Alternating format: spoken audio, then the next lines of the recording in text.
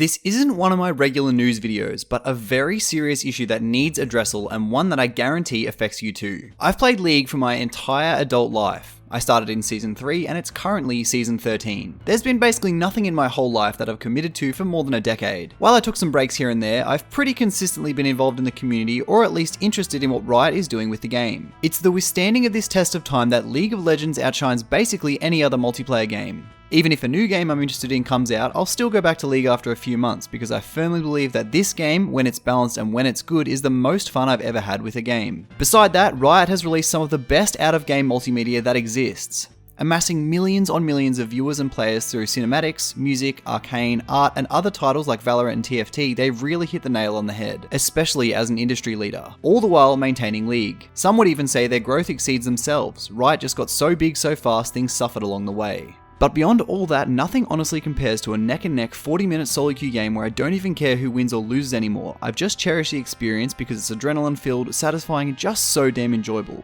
And probably with some good teammates that I'll more than likely become friends with through the shared experience. And I think I can safely say that every person who's played a game of League watching this video has had those games. These games are the ones that keep me coming back, but these days they're 1 in 50. These days, solo queue trolls, soft inters, scripters, win traders, and lobby hostages run the game. Now, it's no secret that this has been the ever-growing mountain that Riot continuously tries to summit, sometimes with questionable intensity. But lately, and honestly the reason I, as someone with a voice in the community, need to speak on this is because there's just so damn much and something needs to change. My first reference is from a co-owner of one of the most successful esports entities that exists, 100 Thieves. Jack Courage Dunlop, multi-gamer from Fortnite, Call of Duty, and other AAA titles, tweets, "League of Legends is the worst community in all of gaming and it's not even close. The game is truly unplayable unless you have a 5-stack. Every single random person on my team in gold is toxic, spam pings and blames everyone but themselves. What a horrible gaming experience." And this is coming from someone that has come up through video games and seen the ins and outs, comes and goes of the industry for probably going on 10 to 15 years. But the toxic community is only part of the problem. Recently, North American streamer Detention finished up a bootcamp in Korea, yielding a mostly positive experience.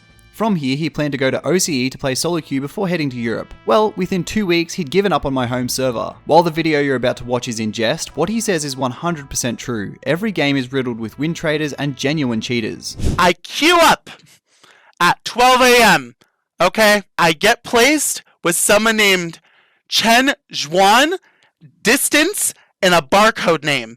And then I have on my team Har Yao Yi Bing Shui and Tija Urkwai La on fucking Rel and Fiddlesticks. You know what they do?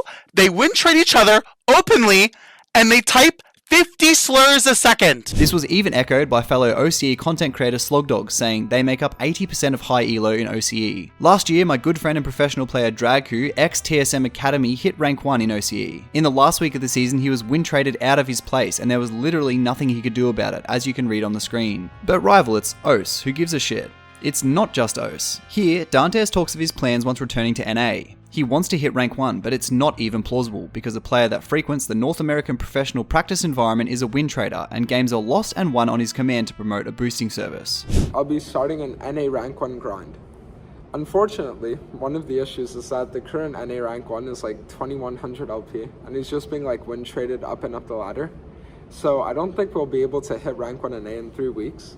So I think I'll probably just like go for like top 10. Last year, Faker called for heavy restrictions to be placed on win traders, but I have literally never once seen someone tied to game or loop even acknowledge that win trading exists. So thus far, we've seen Faker speak on issues from Korea, where in the past he has also condemned the solo queue environment publicly. We've heard multiple accounts from OCE, rank 1 NA is a win trader, and according to Yamato, quote, "Why is there 20 scripters in EU West 1000 LP? Quote, "When you add them, they openly say they are scripting, but they can play freely for 500 games. Drutut mirrors Yamato's statement saying, "Very good system. Meanwhile, scripters get to hit Chal with over 200 games with evidence, but God forbid says, quote, F all of you once." Which links me to my next point. The punishment system is so backwards. I would 50 out of 50 games rather have someone playing Type Racer on their keyboard but actively trying to win the game than someone who's soft inting, griefing, or just plain running it down. I can just mute someone who types. I can't stop a Nunu following my mid laner around, eating CS and giving the enemy laner kills. This should be an immediate 2-week ban, no questions asked. It seems like people that type get punished 100 times more than people who grief in game, even though the griefing just ruined a whole League of Legends game for 9 other players and just straight up wasted their time.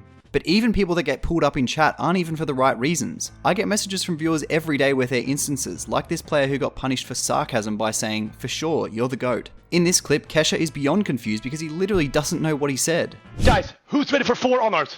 Who's ready for 4 honors? Who's ready for 4 honors? Okay, I really want to know what I said. Can we have all the top? Nice! Positive!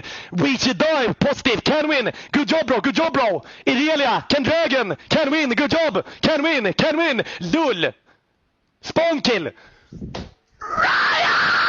I even saw this player from Valorant, which is obviously a game by Riot, saying her account got banned because she was just defending herself against Sexist, who of course received no punishment. Quote, GGWP 4000 account down the drain, all for defending herself. I even had this viewer of mine get his account banned after being accused of scripts, only for Riot to say that even though they investigated and found no evidence of scripting, they can't unban the account. The Rioter then closed the ticket without offering any compensation. Imagine how much money that player just lost from all of his skins being effectively deleted. If I researched for more than an hour today, I could have made this video 20 times as long with way more evidence of what is going on at the moment. If all this is what I found in an hour, imagine how much I'd find in a day or a week. Now I don't have the answer, I just play and love the game, but this video should be evidence enough that something needs to change moving forward because this is completely unacceptable and is owed to the players that keep the game alive and by extension the Riot universe. I love League and I appreciate every single employee for Riot. This video isn't an attack, but it comes from a place of concern. I understand there are barriers from higher ups that sometimes stop things moving forward or, in the interest of money, prohibit them from happening altogether, but I just want some answers. Thanks for watching and feel free to leave your experiences in the comments below.